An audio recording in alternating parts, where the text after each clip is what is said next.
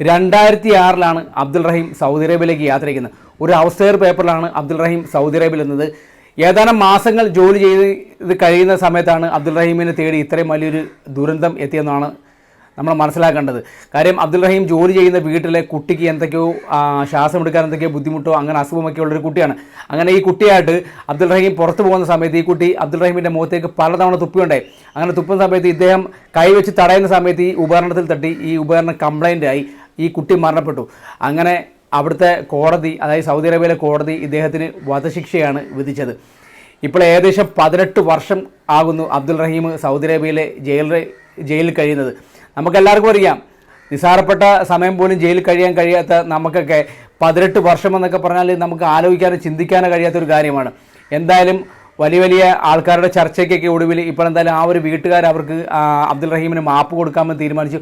ഇതിനുവേണ്ടി ആ കുടുംബം ചോദിച്ചത് മോചന ദ്രവ്യമായിട്ട് ഏകദേശം 33-34 കോടി രൂപയ്ക്കകത്താണ് ചോദിച്ചത്. അങ്ങനെ എന്തായാലും ഈ ഒരു പണം കൊടുത്തു കഴിഞ്ഞാൽ അബ്ദുൾ റഹീമിനെ മോചിപ്പിക്കാമെന്നാണ് ആ ഒരു വീട്ടുകാർ പറഞ്ഞത്. അങ്ങനെ എന്തായാലും ഒരുപാട് പണപ്പിരിവും കാര്യങ്ങളൊക്കെ നമ്മുടെ അബ്ദുൾ റഹീമിന് വേണ്ടി നടക്കുന്നുണ്ട്. കുറേ ആൾക്കാരൊക്കെ പൈസയൊക്കെ പിരിച്ചിട്ടുണ്ട്. അതിനെക്കുറിച്ചുള്ള കാര്യങ്ങളൊന്നും അറിയാൻ വയ്യ. എന്തായാലും ഈ പൈസയൊക്കെ അബ്ദുൾ റഹീമിൻ്റെ ഫണ്ടിലേക്ക് എത്തുമെന്ന് നമുക്ക് പ്രതീക്ഷിക്കാം. ഇപ്പോൾ എന്തായാലും നമ്മുടെ ബോച്ചെ ഇതിന് മുന്നിട്ടിറങ്ങിയിട്ടുണ്ട്. ഏകദേശം 34 കോടി രൂപയാണ് ഇതിന് വേണ്ടത്. ഇനി തുച്ഛമായ ദിവസങ്ങൾ മാത്രമാണ് ഈ റഹീം എന്ന് പറയുന്ന ഇദ്ദേഹത്തെ രക്ഷിക്കാൻ വേണ്ടി നമുക്ക് മുന്നിലുള്ളത്.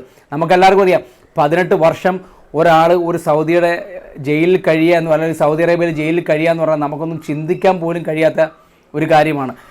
നിങ്ങളെക്കൊണ്ട് ചെയ്യാൻ കഴിയുന്ന ഒരു സഹായം, മാക്സിമം ചെയ്യാൻ കഴിയുന്ന സഹായം, അത് 10 രൂപയാണെങ്കിൽ എത്രയും പെട്ടെന്ന് തന്നെ റഹീമിൻ്റെ ഫണ്ടിലേക്ക് ഇട്ട് കൊടുക്കുക.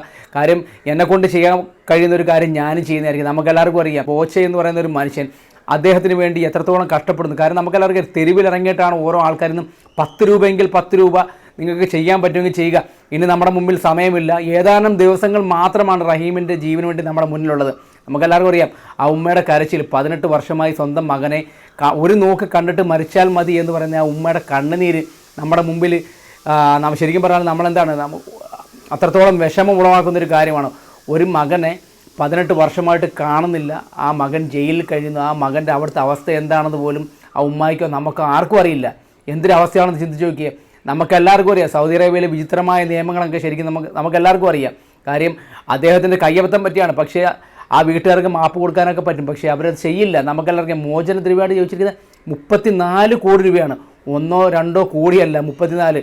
നമ്മളെ കൊണ്ട് ചെയ്യാൻ പറ്റുന്ന ഒരു സഹായം, അത് 1 രൂപയാണെങ്കിലും 10 രൂപയാണെങ്കിലും 100 രൂപയാണെങ്കിലും എത്രയാണെങ്കിലും എത്രയും പെട്ടെന്ന് തന്നെ, തുച്ഛമായ ദിവസങ്ങൾ 5-6 ദിവസങ്ങൾ മാത്രമാണ് നമ്മുടെ മുന്നിലുള്ളത്.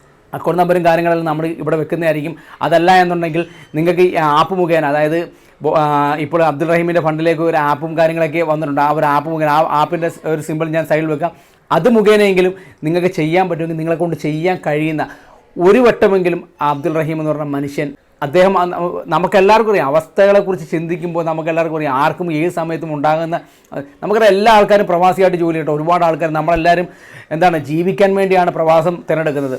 അവിടെ ചെന്നിട്ട് ജീവിതത്തിലേക്ക് കടക്കുന്നതിന് മുമ്പ് തന്നെ ഒരു ദുരിതം നമ്മളെ തേടി എത്തുക എന്ന് പറഞ്ഞാൽ അത് നമുക്കൊന്നും ചിന്തിക്കാൻ പറ്റുന്നതിനും അപ്പുറമാണ്. ഞാനും ഏകദേശം 10 വർഷത്തോളം സൗദി അറേബ്യയിൽ ജോലി ചെയ്താൽ നമുക്ക് അവിടുത്തെ നിയമവും കാര്യങ്ങളൊക്കെ നമുക്ക് എല്ലാവർക്കും അറിയാം.